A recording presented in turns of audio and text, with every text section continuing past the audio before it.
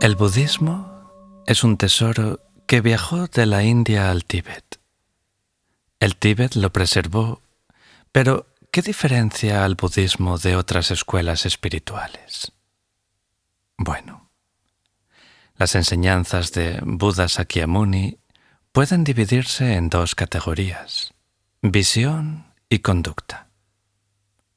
La conducta que Buda enseña es la conducta de la ahimsa, la no violencia, el no hacer daño a otros.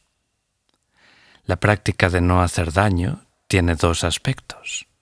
El primero, abstenerse de hacer daño a otros. Y el segundo, beneficiarlos y trabajar por su bienestar. Esta conducta de no hacer daño tiene su origen en el ser del Buda. Si alguien hace daño a otros seres, actúa contra los deseos del Buda. Pero la razón para adoptar una conducta no dañina ha de explicarse desde la perspectiva del origen interdependiente. Esto es fundamental en las enseñanzas budistas. El budismo dice que la felicidad que tanto ansiamos y valoramos y los sufrimientos que no deseamos son todos ellos productos de meras causas. También dice que no existe un creador. El verdadero creador es nuestra propia mente. La mente es intrínsecamente pura y buena. Cuando la motivación es buena, las acciones verbales y físicas de la mente son buenas y producen resultados buenos y beneficiosos. Por otro lado, si nuestra mente permanece indómita o se irrita, cometemos acciones verbales y físicas crueles que perjudican o hieren a otros seres, y el resultado es desagradable y doloroso. Todo tiene que ver con nuestra propia mente. No podemos culpar a los demás de nuestro sufrimiento. Solo podemos culparnos a nosotros mismos. La responsabilidad recae sobre nuestros hombros. Los budistas, por tanto, creen en la autocreación. No hay un Dios todopoderoso o creador. En lo referente a la no violencia y la compasión, todas las religiones nos enseñan a ser seres humanos bondadosos y a tener buen carácter y una buena motivación. La buena motivación y la buena conducta nacen de un corazón afectuoso. Todas las grandes religiones del mundo coinciden en este punto. Lo que varía es el enfoque. Por ejemplo, algunas religiones enseñan que existe un Dios creador y que nosotros somos su creación. Al final, todo depende de Dios. Si actuamos de acuerdo con los deseos de Dios, alcanzaremos la felicidad permanente. El objetivo de todas las religiones es más o menos el mismo: beneficiar a toda la humanidad. Comprender esto es muy importante. Entonces, dicho esto, ¿cómo se traslada un sistema filosófico dirigido básicamente a la transformación personal a una realidad social? Bueno, en primer lugar, yo nunca digo que soy un bodhisattva. Solo soy una persona con un gran deseo de convertirse en bodhisattva. El budismo, en realidad, siempre ha estado comprometido con la sociedad. Los conceptos de dana, generosidad, y sila, disciplina ética, así lo demuestran. La rama mahayana está muy comprometida con la sociedad. Dana significa dar a los demás en lugar de a uno mismo. Las tres prácticas de Shila, abstenerse de cometer actos dañinos, cultivar, proteger y aumentar la virtud y ayudar y beneficiar a los seres, implican un compromiso con los demás sin olvidar la propia superación. Yo siempre he admirado a nuestros hermanos y hermanas cristianos que sienten devoción por Dios y al mismo tiempo viven entregados al servicio social, sobre todo en las áreas de educación y salud. Entonces, vamos a dirigirnos ahora a un principiante budista y resumir las enseñanzas del Buda y las 4 nobles verdades. Bien. El Buda enseñó 2 grupos de causa y efecto. Uno es el grupo de causas y efecto de las ilusiones. Por ejemplo, si la causa es una mala acción, el resultado es sufrimiento. El otro es el grupo de causa y efecto de los fenómenos puros. Esto es, una causa virtuosa con la felicidad resultante. La primera verdad es la verdad del sufrimiento, el cual se divide en 3 tipos.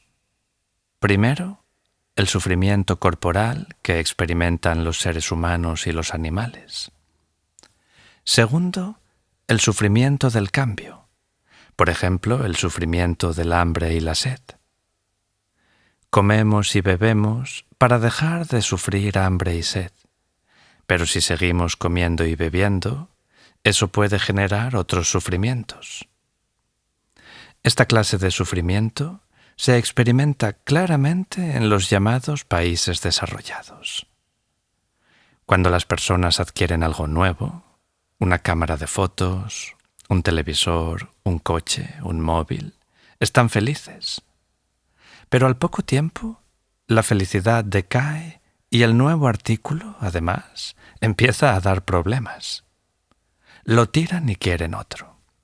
A eso lo llamamos el sufrimiento del cambio. El tercer tipo de sufrimiento es el sufrimiento del condicionamiento. Nuestra forma física, producto de nuestras acciones e ilusiones contaminadas, es la principal causa. Nuestras acciones e ilusiones y también nuestra forma actual producen nuestro renacimiento. Dicho esto, la eliminación de los 2 primeros tipos de sufrimiento no es lo que se entiende por nirvana o liberación. Cuando nos sentamos aquí y nos sentimos cómodos, nos liberamos del primer sufrimiento, el sufrimiento corporal. Pero en realidad, estamos alejados del segundo tipo de sufrimiento, el sufrimiento del cambio. Hay personas que mediante las meditaciones samatha y vipassana son capaces de trascender la experiencia de los tipos burdos de sufrimiento y felicidad y permanecer en un estado mental neutro. Significa que se han liberado de las 2 primeras formas de sufrimiento. Una vez que se liberan del tercer tipo de sufrimiento, esto es, de sus agregados, que son el producto de acciones e ilusiones contaminadas, alcanzan el nirvana. Estas son las 3 clases de sufrimiento de la primera noble verdad, la verdad del sufrimiento.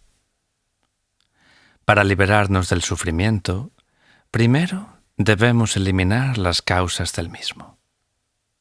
Las causas están dentro de nosotros. La segunda fase es investigar la causa del sufrimiento y esta es la segunda noble verdad, la verdad de la causa del sufrimiento. Esta dice que toda nuestra felicidad y sufrimiento son causados por nuestras acciones, por nuestro karma, el factor que provoca la motivación de la acción. La tercera noble verdad es la verdad de la cesación del sufrimiento. Ello se consigue adoptando el camino de la cesación del sufrimiento, la cuarta noble verdad. Pero para empezar, es preciso reflexionar muy detenidamente sobre si es posible o no eliminar el sufrimiento. Vale, entonces, ¿cuál es la filosofía y el principio fundamental del budismo tibetano? Bueno, la religión conocida como budismo fue enseñada por Buda Sakyamuni. Existen 2 sistemas budistas fundamentales, el budismo Mahayana o gran vehículo y el budismo Hinayana o pequeño vehículo. Buda Sakyamuni exponía el sistema Hinayana en sus enseñanzas públicas, las cuales quedaban registradas. Por razones obvias y específicas, las enseñanzas del sistema Mahayana solo las impartía a grupos muy exclusivos. Las enseñanzas del Mahayana no solo explican las técnicas para adiestrar la mente, sino para penetrar en puntos vitales del cuerpo. Estas últimas toman como base el cuerpo físico y esa parte de las enseñanzas recibe el nombre de Tantrayana. Existen dos formas de enseñar el Dharma de Buda. Una es la enseñanza impartida por el gurú a los discípulos. En algunos casos, antes de iniciar la enseñanza, se pronuncian unas oraciones. La otra, como en nuestro caso, son las conversaciones informales, es decir, no necesariamente entre gurú y discípulo. En esta tradición, los monjes totalmente ordenados siguen 253 reglas. Tienen que seguir esas reglas. La práctica diaria del desarrollo de la bodhicitta, el estado mental de un bodhisattva basada en la karuna y el maitri, las virtudes perfectas de la compasión y la bondad, pertenece a las enseñanzas del budismo Mahayana, de modo que es la práctica más importante. También se practica a diario del Sutra del Vinaya la esencia de las enseñanzas del Hinayana, incluida cierta práctica de las meditaciones Samatha y Vipassana. Además, durante la práctica de la bodhicitta, se practica en la medida de lo posible los 6 paramitas o perfecciones. Y también se practica el yoga de la deidad con mandalas. Así pues, la persona, siempre a la misma hora y en el mismo lugar, practica estas 3 enseñanzas simultáneamente. En la comunidad tibetana se preservó el budismo en el que se practican los 3 sistemas.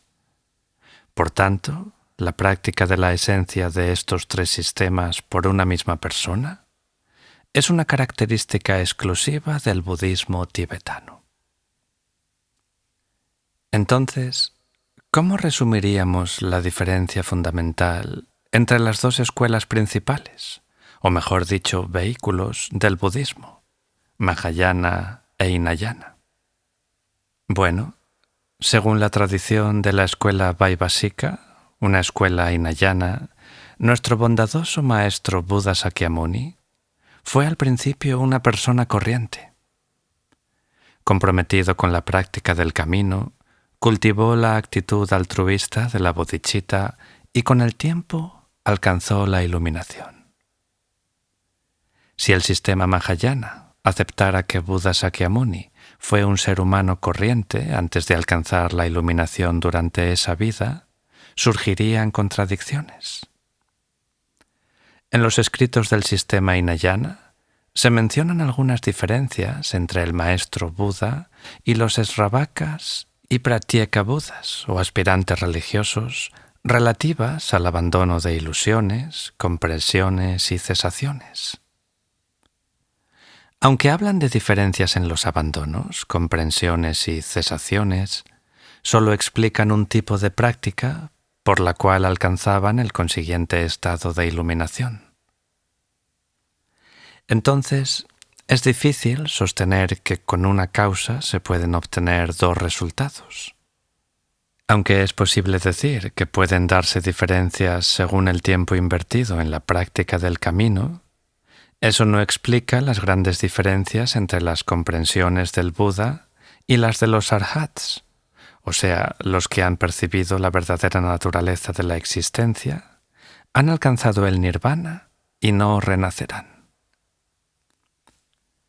Dado que el camino del sistema Hinayana no puede explicar por sí solo las grandes diferencias entre la iluminación alcanzada por el Buda y la iluminación alcanzada por los arhats, significa que hay otra técnica que es superior a la del camino del Hinayana. En cualquier caso, de acuerdo con las explicaciones tanto del sistema Mahayana como del sistema Hinayana, Buda Sakyamuni giró la rueda del Dharma por primera vez con su enseñanza de las 4 nobles verdades. Y por tanto, hay que explicar las enseñanzas del Buda tomando como base las 4 nobles verdades. En el budismo, aunque el nirvana, o sea, la cesación de todo sufrimiento, es la fase final, pocos lo alcanzan. Sin embargo, millones de laicos experimentan el samsara, o sea, la repetición indefinida del ciclo de renacimiento, sufrimiento y muerte causada por el karma. Y llevan una vida en la que algunas cosas están bajo control, pero otras, la mayoría, no. El origen de las turbulencias de la mente moderna. Entonces, ¿cuál sería nuestro consejo para el laico de a pie? Bueno, conocer, comprender o ser consciente de la naturaleza del samsara, la naturaleza de la vida humana, es una gran ayuda. Cuando afrontamos nuestros problemas o los problemas de otros, empezamos a comprender que tales problemas se deben a la naturaleza básica del samsara. Cuando suceden cosas ordinarias, las vemos como algo natural. Cuando sucede algo fuera de lo normal, la mente se altera con más facilidad. No obstante, si vemos estos problemas como algo natural, el resentimiento inmediato es menor. Por otro lado, aspiramos a alcanzar el nirvana precisamente porque esos problemas existen. Sabemos, no obstante, que alcanzar el nirvana no es fácil. Y si tenemos esto presente, nuestros problemas nos parecerán menos importantes. Toda acción humana, buena o mala, se basa en una motivación. A veces una acción nos parece severa y negativa, pero su motivación es pura, sincera y clara. A veces nos enfrentamos a circunstancias que nos enojan o frustran. Una vez que comprendemos el samsara, podemos controlar o cuando menos minimizar el pensamiento negativo en tales circunstancias. Como resultado de ello, nuestra mente conserva su paz. Comprender realmente el camino nos ayudará a encarar las dificultades del día a día. En comparación con un monje, una persona laica tiene más trabajo. Ha de cuidar de su marido o esposa, de sus hijos y de sus nietos cuando estos llegan. Aquí la motivación es fundamental. A veces, en la vida cotidiana, has de pronunciar palabras duras o tomar medidas severas a fin de proteger o beneficiar a tu familia. Entonces, aquí el factor clave es la motivación. Esa misma acción, o incluso una acción más severa, realizada con una motivación sincera y positiva, es una acción sincera y positiva. Imaginemos que un enemigo se dispone a herir o matar a 2 personas. Ambas reaccionan de igual manera para protegerse, pero una lo hace con una motivación egoísta, sintiendo un fuerte odio hacia el enemigo. La otra reacciona igual, pero con una motivación diferente. Diría: si permito que esta persona me mate o haga eso que desea hacer, me hará daño, pero el resultado final será que habrá pecado y sufrirá. Durante un tiempo se sentirá satisfecho, pero al final sufrirá. Entonces, si esta persona reacciona para salvar al enemigo de obrar mal, esa misma acción es muy diferente, porque nace de una motivación completamente distinta. Por ejemplo, cuando los chinos invadieron el Tíbet, los tibetanos intentaron luchar contra ellos. La motivación era que ellos respetaban sinceramente a los chinos como seres humanos idénticos, seres que quieren ser felices y evitar el sufrimiento. Pero también tenían que actuar para protegerse a fin de impedir que los chinos obrasen mal, sin perder en su pensamiento el respeto y la compasión. A veces los budistas, incluso los que practican para llegar a bodhisattvas, descuidan la práctica de ayudar y servir a los demás. Las escrituras hablan claramente de entregar nuestro cuerpo, nuestros órganos. Por tanto, dedicarse a servir a la sociedad debería ser la máxima prioridad. Dejadnos saber lo que pensáis al respecto en la caja de comentarios.